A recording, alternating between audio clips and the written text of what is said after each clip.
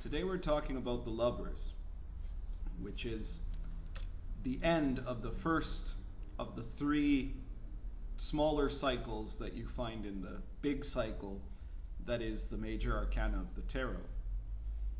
It's a transition card because it is past the fulfillment that is the Hierophant of that first part of that first cycle, and it is intermediate between the Hierophant and the Chariot, which is the next card.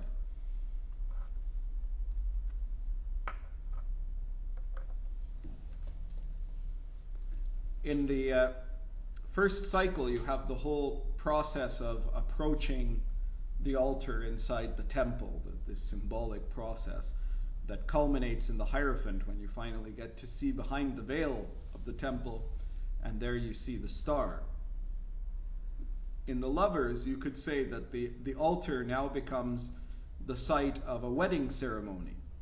And so in this wedding, what is being wed is your persona and your higher self.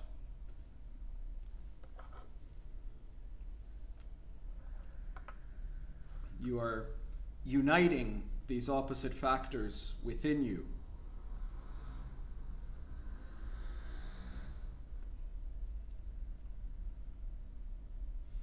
And this represents an evolution from the step of the Hierophant, where you can see the higher self. In the lovers, what you're seeking to do is go more than just into a vision of this greater thing than what you thought you were, but also into being able to connect to that greater thing, to be able to make contact with it. So the symbol in the Hierophant is the pentagram. It's the 5-pointed star. And what you see in the lovers is the 6-pointed star, the hexagram. The lovers is the union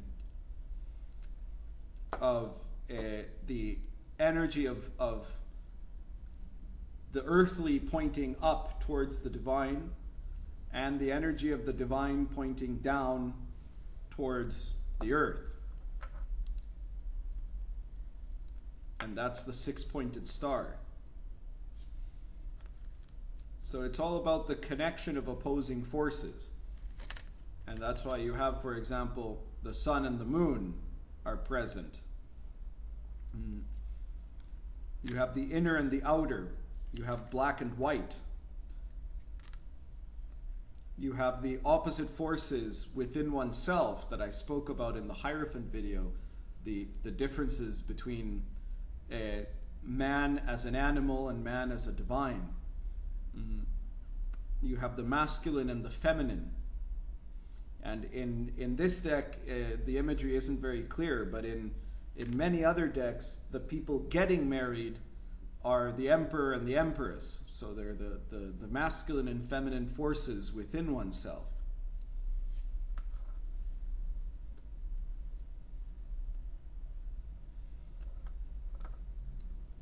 This is not yet the attainment of the union of the opposites, but it's where the opposites are now both aware of each other and connecting to one another. So you see, in the lovers, you clearly have the two lovers, and they're connected to each other. They're holding hands, and they're still separate beings, but now they are in contact. They're in union. And you have the two forces, the solar and the lunar and the solar forces that are guiding there, one pointing up to the sky, to the heavens, and the other one pointing down towards the earth. The two columns, the red and the blue column, are still visible here, but now you're right in the middle of them. And in between, cutting the hexagram in half, is the bow and arrow, which is the force of the divine. And in some other tarot decks, the Lover's card, what it shows there where the bow and arrow is in this one, it actually has the Hierophant, who is now acting as the priest performing this sacred marriage. He's uniting the emperor and the empress in marriage.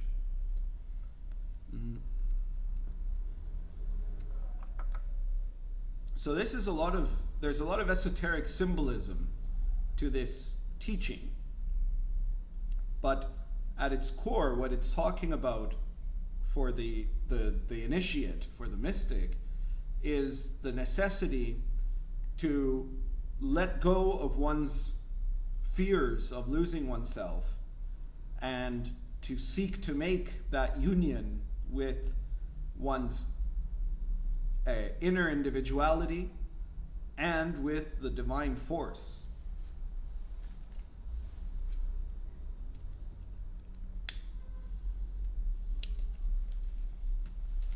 So,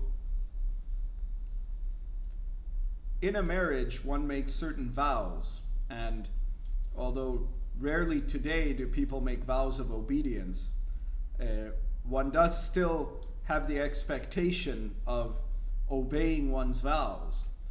So, the Lovers is a card about the need for surrender, to surrender your individual self, to unite to this greater force, and the need for obedience to this greater force, to the higher self.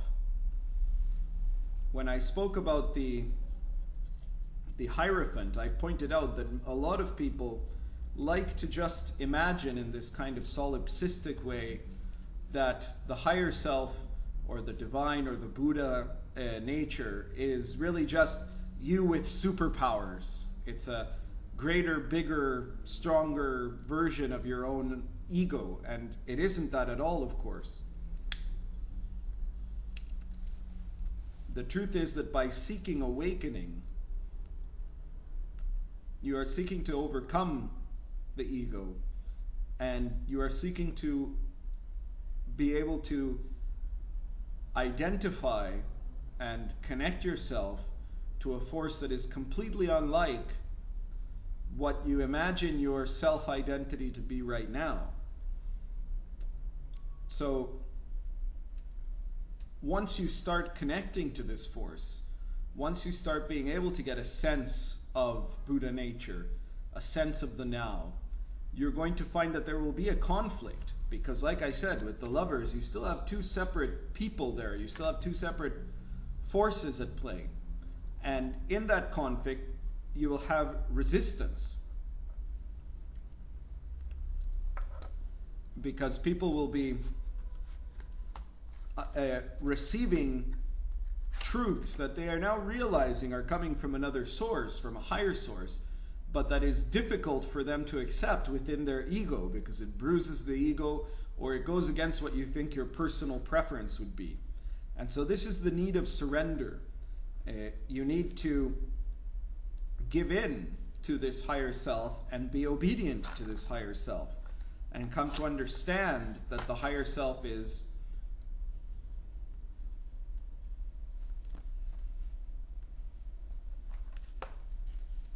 a force of union